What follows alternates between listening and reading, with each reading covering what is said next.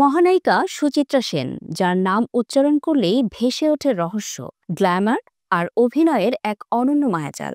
কিন্তু জানেন কি, বলিউডের কাণ্ডারি রাজ কাপুরকেও ফিরিয়ে দিয়েছিলেন তিনি। ঘটনা সেই 60-এর দশকের। এক দাপুটে চরিত্রের অফার নিয়ে রাজ কাপুর নিজেই হাজির হন সুচিত্রার বাড়ি। হাতে ফুলের তোড়া, মন ভোলানো কথা। কিন্তু সুচিত্রা পছন্দ করলেন না রাজ কাপুরের আচরণ। মুহূর্তেই জানিয়ে দিলেন না, তিনি এই ছবিতে কাজ করবেন না।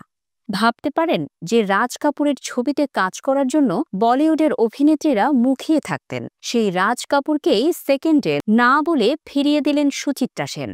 কারণ ছিল তার আত্মসম্মান আর দৃঢ় ব্যক্তিত্ব। এমনি ছিলেন মহানায়িকা অদম্য, অনন্য আর একেবারেই আলাদা। তাই তো আজও তিনি শুধু নায়িকা নন, রয়ে গেছেন কিংবদন্তি হয়ে।